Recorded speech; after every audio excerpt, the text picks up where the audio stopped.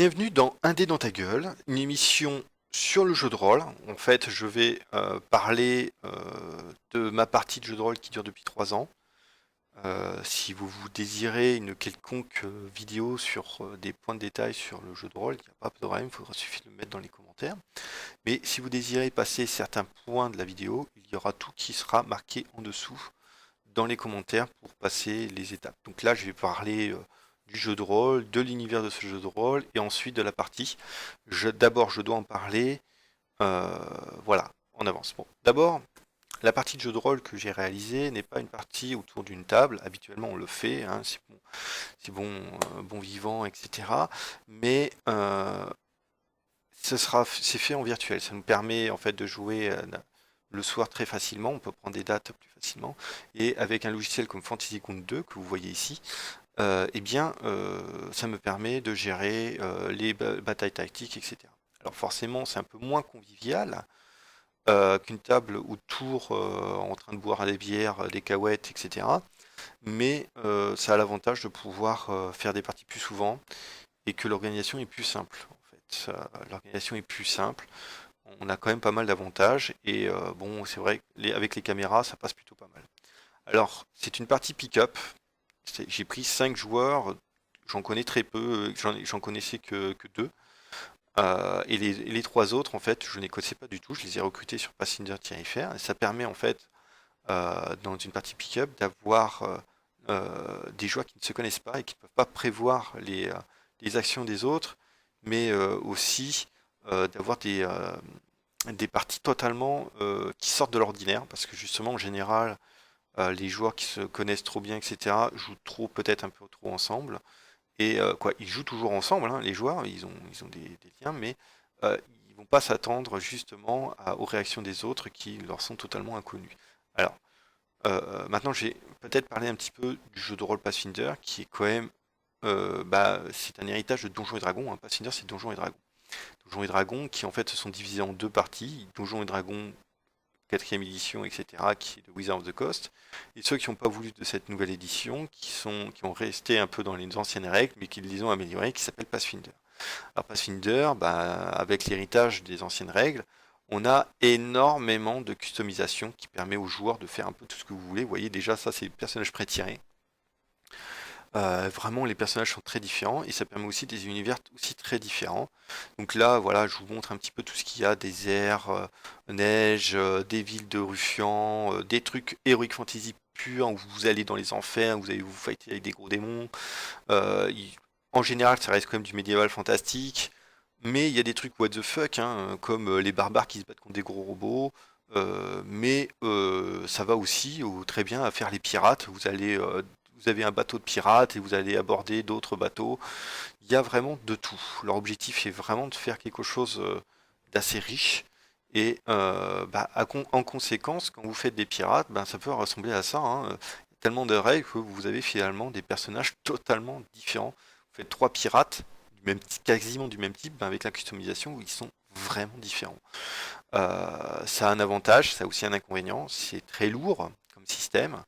Les joueurs débutants ont du mal souvent parce que ou ils se font totalement dépasser par les règles ou justement ils sont trop dans les règles et résultat ils ne jouent pas en termes de roleplay. Mais j'ai préféré ce système parce que justement finalement c'était celui qui se prêtait le mieux. Alors bon, bien sûr, je vais parler un peu de l'univers de Pathfinder, parce que ça se passe sur une planète qui s'appelle Golarion. Golarion qui se situe dans un système, hein. Ils se sont allés juste à ce point-là, hein. Ils ont un système solaire avec les planètes qui sont décrites, j'ai tout ce qu'il faut. Mais on va rester sur l'univers classique, c'est une planète de la taille de la Terre, donc ils ont fait du boulot, vous voyez déjà la carte est assez immense, hein. C'est des pays, tout ça, ça n'a rien à voir avec le jeu vidéo, où, en général leur monde est quand même très petit. Là, leur univers est immense, hein. Ça a une taille incroyable. Là, on en a une petite partie, mais ça leur permet aussi de rassembler sur différents continents différents styles de culture totalement différents, que ce soit des mille et une nuits, ce qui est nordique. Vous avez des pays un peu à la Frankenstein. Il y a l'endroit où il y a des pirates aussi, où ça va être un peu la pirate des Caraïbes. Ça leur donne la possibilité de faire un peu tout ce qu'ils veulent, et aussi au maître du jeu de créer un peu les autres parts du monde s'ils ont envie de faire leur propre pays ou quoi que ce soit. Leur objectif n'est pas justement de tout décrire, hein. C'est surtout d'avoir la possibilité de faire ce qu'ils veulent. Là, donc, bien sûr, on va pas trop se focaliser sur tout l'univers, sur tous les détails, hein. Comme je vous l'ai dit, il y a vraiment de tout. L'aventure se passe dans une partie du monde très particulière plutôt, qui s'appelle les Royaumes Fluviaux, mais surtout le déparrage, c'est le Brévois, que vous voyez un peu juste là. Donc, l'aventure se passe en effet dans les Royaumes Fluviaux au sud du Brévois, où ils vont justement faire pas mal de choses. En fait, ils vont être maîtres de leur propre royaume, mais avant tout, ils commencent au Brévois. L'histoire du Brévois va en fait impacter leur histoire à eux.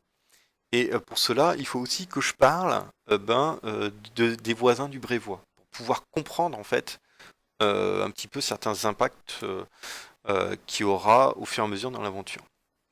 Alors, bien sûr, les royaumes fluviaux, c'est le principal voisin du Brévois, qui est en fait une zone très sauvage, où des petits seigneurs, des mercenaires, etc., essaient de coloniser la zone et se font souvent vaincre par la faune et la flore. Les royaumes fluviaux est tellement sauvage que ils se font bouter. Au-dessus, tu as la Numérie, donc comme je voulais encercler là, la Numérie, c'est un pays où il y a les fameux robots, où c'est des barbares qui attaquent très souvent le Brévois et aussi tous leurs voisins. Et ils ont donc un vaisseau qui s'est écrasé et il y a une haute technologie dedans. Mais cette haute technologie reste confinée en fait à certains endroits. Il y a une histoire qui explique pourquoi. Ça ne fuite pas n'importe où. Mais voilà, c'est un peu particulier, mais ce sont les ennemis numéro un de tous ceux qui se baladent, que ce soit au Brévois, au Royaume Fluviaux, au Mendev, Ustalav, etc. Euh, le Mendev, justement, je viens d'en parler, le Mendev est un pays de paladins en fait, qui se bat contre la plaie du monde qui est juste à gauche. C'est une zone très dangereuse où on a ouvert un portail vers les abysses et des démons se déversent. Toute une campagne est dédiée d'ailleurs à la plaie du monde et le Mendev essaye de contenir ces démons, ils y arrivent, mais les démons essayent toujours de casser. Alors bien sûr, ils ne sont pas tout seuls, mais ce sont eux les premiers à combattre les démons. Alors, bien sûr, là maintenant au Brévois, c'est un pays uni au moment où les joueurs jouent, mais ce n'est pas le cas par le passé. En fait, ça fait pas très longtemps que le Brévois est uni. Il était en paix pendant de nombreux siècles, mais avant ça, il était toujours en guerre entre deux factions qui s'appelaient les Rostiens et les Hissiens, qui s'affrontaient depuis des siècles et des siècles. Ils ne s'apprécient pas du tout. Et il est important que vous connaissiez un peu ça parce que c'est ça qui va donner la particularité à cette campagne qui est politique, qui va ressembler un peu à du Game of Thrones, qui est très populaire en ce moment. Donc, on va parler de ceux du Sud, qui sont les Rostiens. Les Rostiens ont des terres extrêmement riches, en fait, pour pouvoir avec l'agriculture, etc. Ils ont cette chance. Et ils ont aussi euh, une façon de combattre très particulière. C'est un peu des mousquetaires qu'ils appellent ça en fait des Aldoïs. Ils se battent, ils ont des arts martiaux très particuliers. Et donc, ils sont très forts de façon de l'armée, mais leur voisin du nord leur tient tête depuis toujours. C'est-à-dire les Issiens. Ils sont peut-être un peu moins riches, mais ils ont des techniques de combat, d'harcèlement, qui leur permet de tenir en respect les Aldoïs, quoi, les Rostiens. Ces Issiens sont avant tout des sortes de pirates d'eau douce, parce que finalement il y a une sorte de mer intérieure au-dessus, qui ils naviguent beaucoup, et cette mer les forge. Mais ils ont aussi de nombreuses terres minières où ils récupèrent beaucoup de métal et ils sont donc plutôt bien équipés. Et ces Issiens, malgré leur peu de terres arables où ils peuvent récupérer de la nourriture, s'en sortent plutôt bien contre les Rostiens. Et là arrive Corral. Alors on n'a pas vraiment, c'est Choral, Corral, moi je l'appelle, il n'a pas vraiment d'image particulière. On n'a pas de, je n'ai pas d'image de Corral parce qu'il n'intervient pas directement, quoi, il vient indirectement d'ailleurs. Celui-ci, en fait, est un barbare épique, comme vous pouvez le voir. Il a vraiment la classe. Il a une énorme tribu qui est avec lui et beaucoup de barbares sous ses ordres. Et justement, voilà, il ressemble un petit peu peut-être aussi au bavard de Diablo, quoi. C'est quelqu'un d'extrêmement puissant. Et celui-ci a décidé de prendre le contrôle des Rostiens et des Hicciens, de les unir, d'arrêter cette guerre stupide et qu'ils l'acceptent comme roi. Donc il essaye de leur expliquer de ne pas d'accepter sa force, qu'il ne veut pas utiliser forcément, qu'il ne veut pas que ce soit un massacre et un bain de sang, et d'accepter sa toute-puissance. En effet, il a peut-être un ego un peu surdimensionné, et forcément, ben, les Rostiens le prennent plutôt mal, et décident d'envoyer tous leurs mercenaires, tous leurs hommes et tout, qui sont 5 à 6 fois plus que l'armée de Corral, et ils viennent directement à sa rencontre dans une gorge où Corral ne peut pas s'échapper et il les attend. Corral donc en effet n'est pas du genre à s'enfuir, malgré le fait qu'ils sont sous nombre, décide d'accepter ce défi. Et quand on fait chier Corral, ben lui, il est un peu comme Crâne, si on le fait chier, il éclate tout le monde. Alors forcément, malgré le fait qu'il soit très fort, une armée telle des Aldori, quoi, des Rostiens, normalement il a aucune chance. Mais celui-ci avait deux armes secrètes. Deux armes secrètes terrifiantes, sous la forme de Ghislaine et Roberta. Et Ghislaine et Roberta, eh bien, sont deux gros dragons rouges que Coral a maté. Ils sont donc sous ses ordres, et dans la gorge, il n'y a pas moyen de fuir ou de s'écarter facilement des souffles enflammés, et ils se retrouvent complètement désarmés devant ces deux gros dragons qui arrivent avec leurs souffles enflammés, carbonissent entièrement l'armée. Il y a très très peu de survivants, et Corral, bien sûr, les finit avec son armée de barbares. Il a absolument pratiquement pas de pertes. C'est une boucherie. Le Rost succombe directement après cette bataille, parce qu'ils avaient envoyé tous leurs hommes qui voulaient absolument participer. Donc des milliers et des milliers d'hommes sont morts instantanément. Et finalement, les Hicciens acceptent donnent la reddition directe, et Corral devient le roi du Brévois. Il fonde sa famille Regarvia, qui, lorsque ses enfants sont en âge de pouvoir gouverner, les met sur le trône et les laisse tranquilles pour faire en sorte que le Brévois reste sous la direction de sa famille. Ça se passe bien, hein, même si c'était un barbare, finalement il avait un peu de cerveau, hein, et celui-ci arrive à bien gérer le Brévois qui aura 200 années de prospérité. Mais lui et ses deux dragons, quoi, dragonnes, hein, parce que c'était des femelles, eh bien décident de partir pour de nouvelles aventures, et on le revoit jamais. On ne sait pas du tout s'il est mort ou pas. Mais quoi qu'il en soit, il ne reviendra jamais au Brévois. Et c'est d'ailleurs comme ça, pendant 2 siècles, où sa famille prospère énormément. Et sous leur autorité, le Brévois devient une nation très puissante. Mais 200 ans plus tard, eh bien, toute la famille Rogarvia disparaît. Elle disparaît pas en étant tuée ou quoi que ce soit, elle disparaît. C'est-à-dire que tout d'un coup, il n'y a plus personne dans les palais, etc. Ils ont disparu. Alors forcément, il y a pas une guerre civile, mais toutes les familles nobles essaient de récupérer la régence de la famille du trône. Et donc des manœuvres politiques ne cessent de s'entrechoquer. Il y a énormément de manœuvres politiques qui se battent entre familles hicciennes, rostiennes, etc. Et c'est une famille hiccienne qui arrive à prendre le dessus et à prendre la régence du pays. C'est le roi Noleski Surtova qui prend la direction du pays, et il va s'en sortir. Malgré que tout le monde n'aime pas du tout son arrivée au pouvoir, qui semble être un petit peu du vol, quoi, par rapport à tout le monde, hein. De toute façon, n'importe qui aurait été sur ce trône aurait été considéré comme un voleur, hein. Mais celui-ci arrive pendant plus de 10 ans à gérer le Brévois sans aucun problème, mais grâce aussi à l'aide de sa reine, régente, qui est un peu particulière, car c'est sa sœur. Alors c'est pas comme dans Game of Thrones, etc. Tout le monde le sait que c'est sa sœur, mais elle n'a pas la place d'épouse. On dit reine régente parce qu'elle sert en fait de conseillère, pardon, au roi Noleski. Alors bien sûr, il n'y a aucune chose à la Game of Thrones où il copule et tout ça, mais celle-ci apprécie énormément sa place de reine régente et fait tout pour que son frère n'ait pas de reine réelle. Et ça pose bien sûr petit à petit un problème parce qu'il n'y a pas de descendant pour le roi Noleski.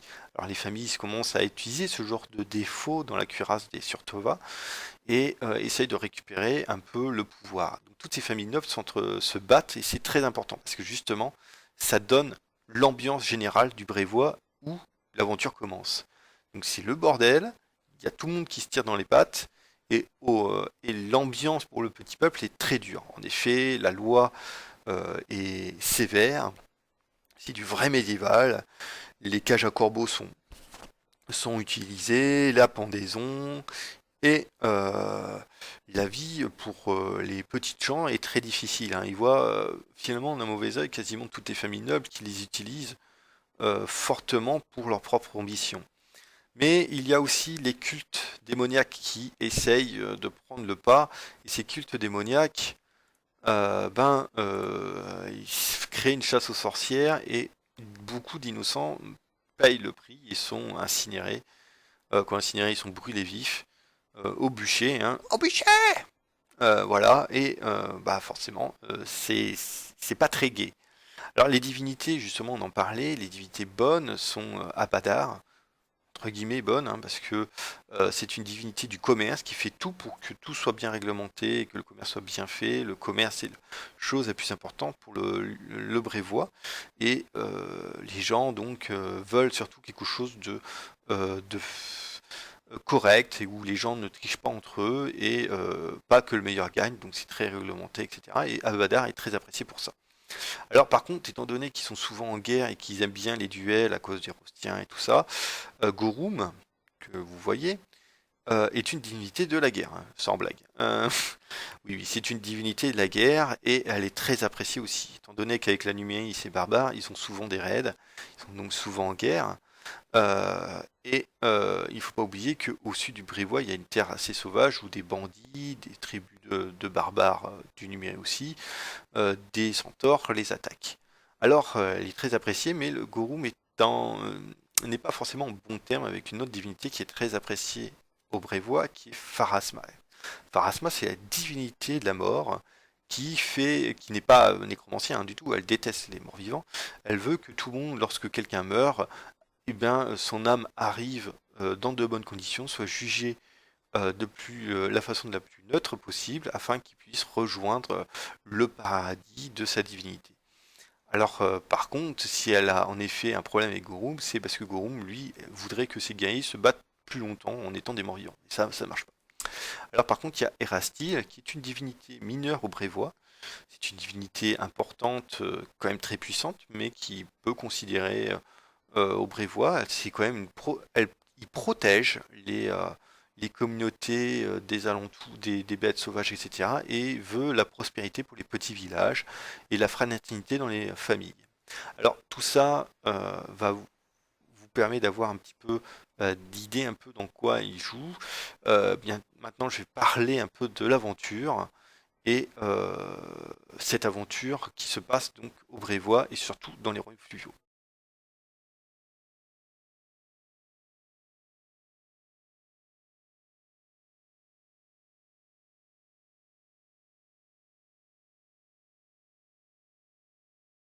La campagne s'appelle Kingmaker. Alors, l'objectif de cette campagne, c'est d'être une campagne bac à sable et surtout de donner l'occasion aux joueurs d'être maîtres de leur propre royaume. C'est une campagne très compliquée à gérer parce qu'on peut faire un peu tout et n'importe quoi, mais il y a quand même une ligne directrice, hein. Si vous voulez faire ça très simple, ça peut être que des aventuriers qui vont aider un royaume naissant.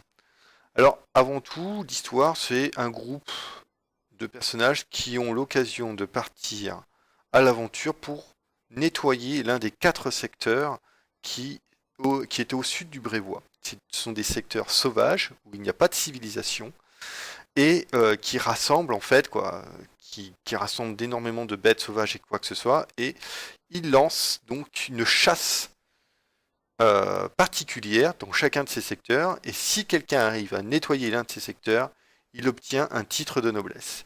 Donc, dans ces 4 secteurs, on va commencer par le plus à gauche, qui est du côté de la Numérie, le Glénébon. Et c'est une zone très sauvage qui est pas loin du pays du Pitax. donc il est forcément difficile à y mettre en œuvre. Les gens qui vont y aller vont certainement se casser les dents s'ils n'ont pas une armée avec eux. Ensuite, il y a la deuxième avec le Marais, où là aussi il y a beaucoup de barbares, si on n'y va pas avec une armée c'est difficile. Et là où ils vont aller, la troisième, donc l'avant-dernière, c'est la Ceinture Verte, où il y a surtout beaucoup de bandits. La plus à droite, c'est une haute terre d'Énomène, là où il y a plein de centaures et des fois des géants du froid, etc. C'est assez compliqué, mais finalement la plus simple, ça reste la Ceinture Verte. Il y a plein donc de mercenaires, de groupes d'aventuriers qui décident d'y aller pour essayer de pacifier tout ça. Les joueurs vont donc devoir explorer cette carte, et sur cette carte, chaque case ils doivent l'explorer et le pacifier. Et pendant toute cette aventure-là, pendant qu'ils explorent et qu'ils pacifient, ils vont devoir battre les menaces majeures de la zone pour pouvoir enfin obtenir justement le fameux traité comme quoi l'un d'entre eux va devenir noble et coloniser au nom du Brévois. Donc, comme je vous l'ai dit avant, c'est une période, le Brévois, où il y a beaucoup de problèmes diplomatiques, etc. C'est aussi une manœuvre politique, ce qui s'est en train de se passer, et ils vont se retrouver là-dedans malgré eux. Bon, ils y vont dedans parce qu'ils se disent, l'appât du gain, on veut changer de vie, etc. On est des ploucs dans la vie de Brévois, là au moins on peut essayer d'être quelqu'un. Alors ce quelqu'un, le premier joueur s'appelle donc, c'est le joueur hérésiarque qui a fait un prêtre niveau 1 qui s'appelle Stéphane. Et ce fameux Stéphane est un prêtre de Calden Caden, qui est la divinité des aventuriers et des alcooliques. Voilà, il était plutôt basé sur la boisson, ce personnage. Alors, ça a été l'un de mes premiers personnages. Il a été rejoint par un chevalier, qui est joué par Ertaï, qui avait une ascendance noble assez lointaine et tout Bataclan, qui désirait bouter les bandits. Comme tous les personnages, euh, il est lié. Merde, attends, c'est quoi ce délire? Ah, pardon, excuse. Il y a eu un souci. Il est lié avec tous ses collègues. L'autre joueur qui est Andreus, qui est un alchimiste niveau 1, ce sont tous des personnages qui sont liés en tant qu'amis, etc. Ils ont tous un background en commun pour pouvoir au moins éviter justement que le groupe explose très rapidement parce qu'ils ne s'apprécient pas. Donc ils ont été forcés de trouver une raison pour s'apprécier. Il y a eu Silmitael, qui est un demi-elfe dueliste des arcanes, c'est un archétype du barde, c'est une sorte de barde spécialisé du combat. Donc celui-ci fait quand même des sorts de soins, chante pour booster ses copains, mais il sait quand même se battre au combat. Et le dernier joueur est un alphelin qui s'appelle Merwick, qui est un roublard de base, qui est donc l'homme discret du groupe, le plus discret en tout cas. Et celui-ci donc il est surtout comme c'est un alphelin, etc. Il a des niveaux, il a une discrétion incroyable. Le buisson qu'on l'appellera. Donc maintenant, voilà, hein, on va partir. Ils partent à l'aventure. Avant d'y aller, on leur explique qu'ils doivent aller à un fort. Un fort qui s'appelle en fait le poste de lait, qui est une sorte de comptoir où les marchands s'arrêtent, les chasseurs, etc., avant d'aller dans les zones sauvages plus au sud de la ceinture verte. L'exploration est en effet très dangereuse. Parce que même si on dit qu'il y a des bandits, etc., qu'on a l'impression que c'est pas spécialement dangereux, en réalité il y a des Talsvirm, ce sont les créatures que vous voyez, des oursibous, etc. Même pour eux, hein, qui sont des petits levels, c'est quasiment du suicide, hein. Bien sûr, en plus de cela, il y a un seigneur bandit qui s'appelle le Seigneur Serre, qui a une réputation incroyable, qui tient d'une main de fer cette région. Alors, ils sont secondés dans l'expédition, parce qu'il y a de la paperasse, par le bossu, hein, qui les déteste totalement, parce qu'ils les prennent pour des pouilleux, et par Célia Brisker, qui est une dame de la confrérie Aldori du Resto étant la ville d'où il commence, hein, Brévois le pays, Resto la ville, qui est une Aldori, et celle-ci supervise leur exploration. Alors les 5 joueurs doivent donc partent en direction de la ceinture verte et malheureusement dans cette ceinture verte où ils doivent explorer, il y a déjà plusieurs joueurs qui finalement ne vont pas pouvoir jouer. Alors je les ai quand même présentés parce que c'était important. Voilà le problème du pick-up. Stéphane avait des soucis d'ordinateur et les parties virtuelles, il n'arrivait pas à les faire fonctionner. En effet, avant, on n'utilisait pas Fantasy Ground 2. Et pour Andreus, ça a été du côté familial, du côté personnel, qui fait qu'il pensait avoir le temps et finalement, il n'avait pas le temps. Ça arrive très souvent avec le pick-up. Beaucoup de monde a envie de jouer au jeu de rôle, mais ça demande beaucoup de temps. Quand on regarde, quand le nombre d'heures où on passe sur les jeux vidéo, c'est pas forcément le vrai, mais finalement, souvent pour s'impliquer régulièrement, etc., et pouvoir le faire, c'est souvent assez difficile. C'est pour ça que dans les parties pick-up, vous allez vous retrouver avec pas mal de gens qui vont vous quitter, mais c'est pas grave. En effet, donc 3 joueurs continuent, ils doivent aller voir les 2 personnes qui s'occupent du poste de leg, qui est Sveltana et Oleg, hein, qui gèrent le poste, et donc ils partent à l'aventure sur leurs chevaux en direction du poste de leg avant d'aller dans la ceinture verte. Et donc ils arrivent à ce fort où vous pouvez voir, ils avaient des sortes de petites catapultes pour se protéger. C'est quand même une bâtisse avec des murailles et tout Bataclan, mais en réalité, ils n'ont pas du tout de milice pour se protéger. Il n'y en a plus du tout, et les bandits les taxent. Et lorsqu'ils arrivent, ils pensent qu'ils sont la milice envoyée par la ville de Resto. Et malheureusement pour eux, ce ne sont que des aventuriers, mais ils prennent pitié de ces groupes de la famille d'Oleg et décident finalement de protéger le poste contre les brigands qui risquent de bientôt revenir prendre des taxes. Donc ils décident de tenir une embuscade, et lorsque les bandits arrivent, dirigés par leur chef Absbidon, oui, attention, les noms sont très pourraves dans cette campagne, hein. Les ricains ont une super façon de créer des noms tellement nuls que j'ai du mal, vraiment, des moments où on a du mal à ne pas rire. Donc contre ce Absbidon, qui est quand même assez expérimenté, il a 4 sous-fifres, ils se battent contre 3 joueurs, et le combat est très difficile, hein. Même s'ils sont aidés par Oleg, ils s'en prennent vraiment plein la gueule. Le chevalier se prend une flèche dans la jambe, c'est une blessure grave et il tombe au sol. Le dueliste arcaniste, c'est limite à elle, lui il se prend une flèche dans le ventre où ses tripes sont transpercées. Il n'est pas mort sur le coup, hein, il en bave, il est blessé grièvement. Et Merwi qui est blessé mais arrive à finir le chef avec le PNJ Oleg qui arrive à assommer le malandrin. Alors, après cette bataille, hein, forcément là-bas c'était pas prévu pour qu'il soit que 3.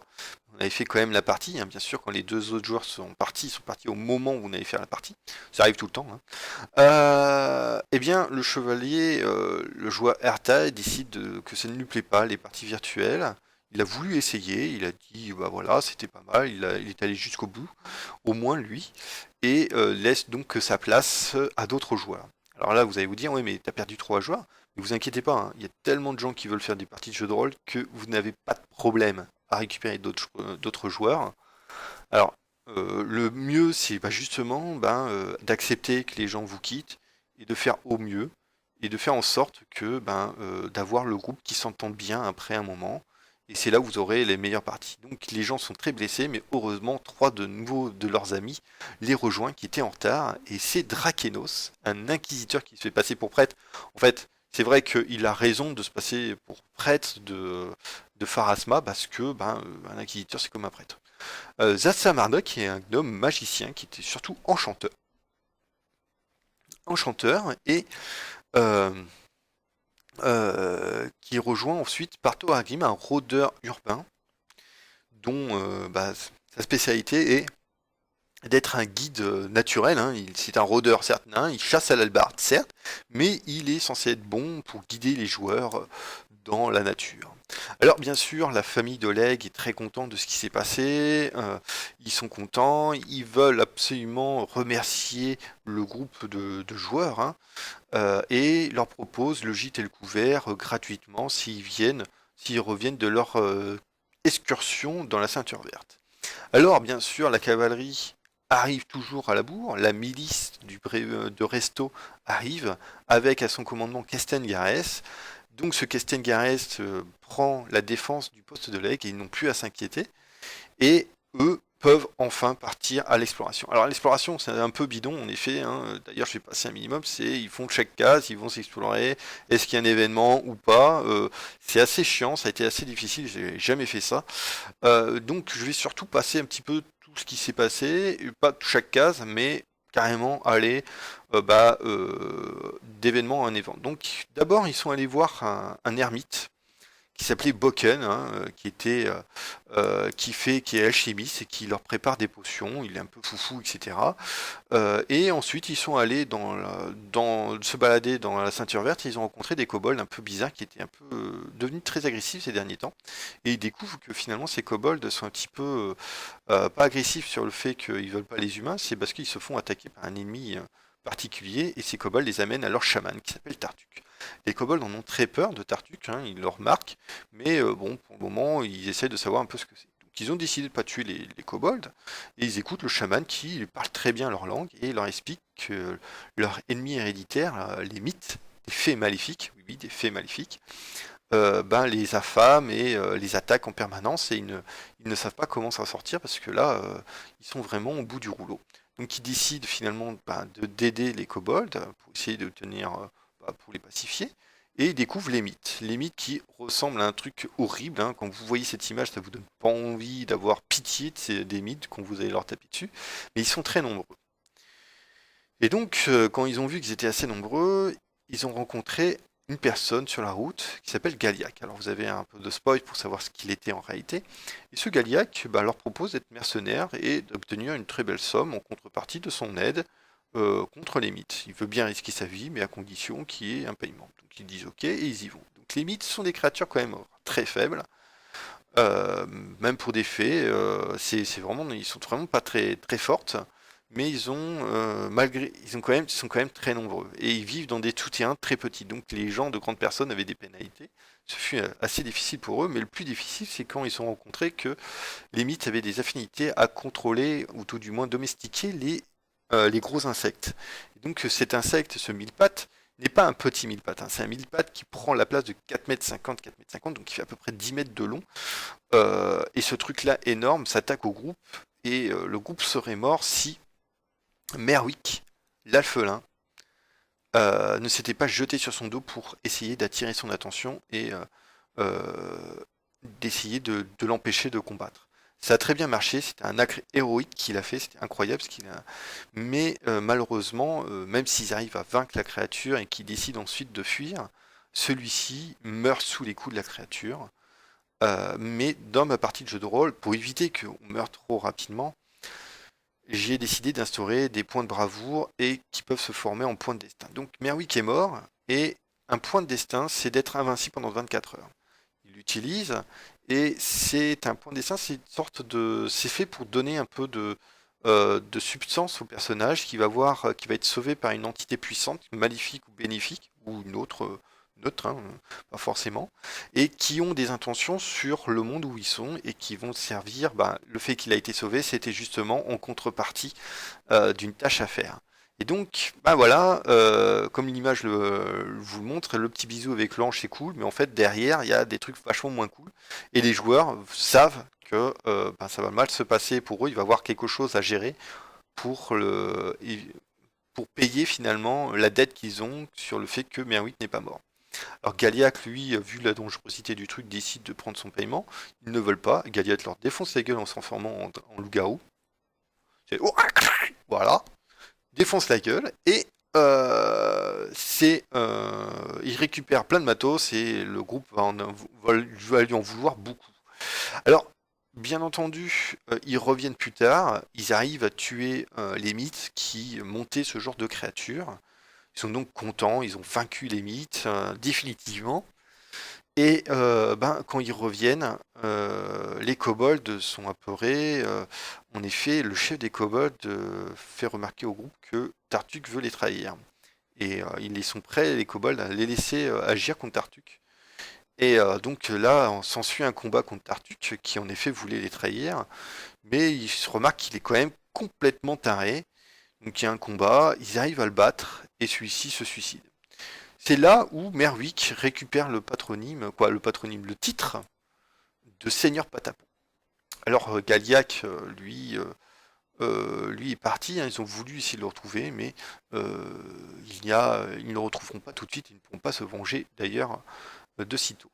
Alors l'exploration continue, l'exploration donc de la ceinture verte, et c'est là où ils ont un peu sous-estimé les guides, hein, un des joueurs se retrouve perdu et rencontre des gros loups qui s'appellent des wargs.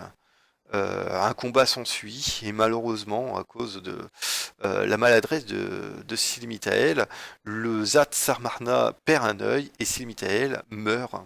Et malheureusement pour le groupe, celui-ci décide d'utiliser son point de destin et donc va amener pour plus tard du malheur, hein, pour avoir sauvé sa vie en essayant d'appelant «Eh les dieux, vous voulez bien me sauver la vie?» Et c'est ce qui est arrivé. Alors, pendant tout ça, dans l'exploration, ils ont appris qu'un chef bandit, un- qui s'appelle Cressly, a décidé d'attaquer le poste de Lake. Donc il décide de fortifier l'endroit et de se défendre contre cette attaque de bandits de grand chemin, qui sont en fait des sous-fifres du Seigneur Serre, et qui étaient très en colère contre leurs actes. Et les bandits décident de faire une énorme attaque. Là, un combat s'ensuit. Le mage endort, etc. C'est un combat incroyable. La plupart des miliciens meurent, sauf Kesten Garès.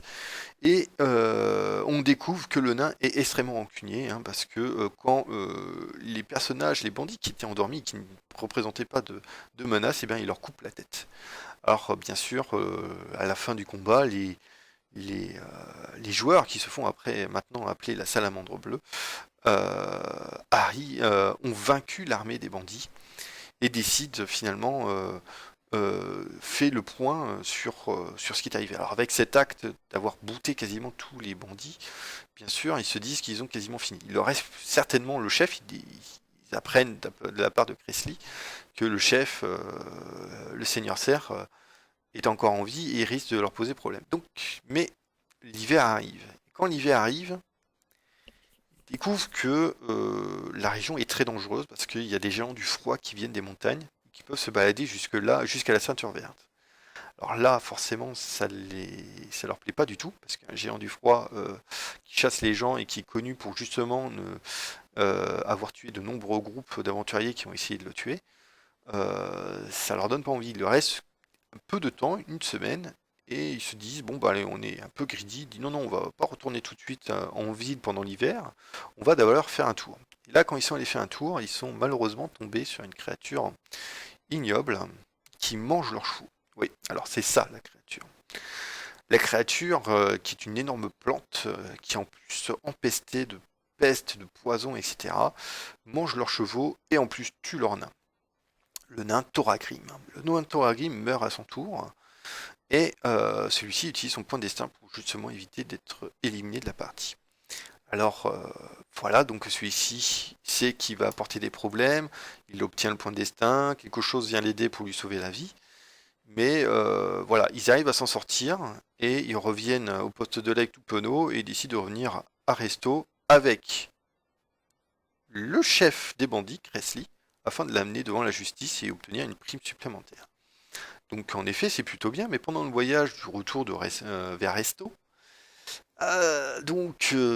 certains découvrent que finalement, la plante qui était semblait donner du poison ou de la maladie avait en effet affecté un autre joueur. Et c'est Drakenos. Et Drakenos découvre qu'il a la peste, mais fort heureusement, il voit qu'il n'a pas contaminé ses copains. Donc, pour éviter une fin tragique pour tout le groupe, il décide de se mettre de côté et d'appeler à sa déesse de le sauver de la maladie. Alors la déesse accepte, et donc il perd un point de destin pour justement survivre, et obtient donc l'aide de sa déesse, mais en contrepartie, pareil que les autres, même si c'est sa DS, il sait très bien qu'il va apporter des gros problèmes. Donc, comme vous pouvez le voir, sur le groupe de 5, en très peu de temps, là, comment je l'explique, ça reste quand même assez court. J'avais 4 de mes joueurs qui étaient morts. J'avais même pas fini le premier bouquin, 4 de mes joueurs étaient déjà décédés, et heureusement que j'ai utilisé les points de destin. Alors, c'est vrai que ça permet, ça leur donne un sentiment de ne pas pouvoir mourir, mais je peux vous assurer que maintenant qu'ils voient les conséquences du point de destin, ils y pensent à 2 fois. Alors, ils décident de revenir pour l'hiver à Resto, et je vais m'arrêter là pour cette première partie de l'introduction.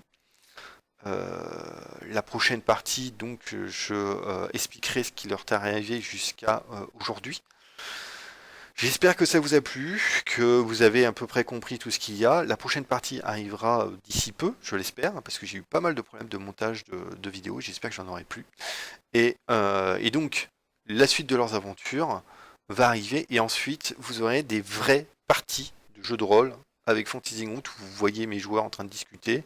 Vous verrez les caméras et leurs icônes discuter. Vous les entendrez jouer. Vous verrez un peu à quoi à quoi ça ressemble une partie virtuelle de jeu de rôle. Voilà, allez, à bientôt, et je vous souhaite bon jeu.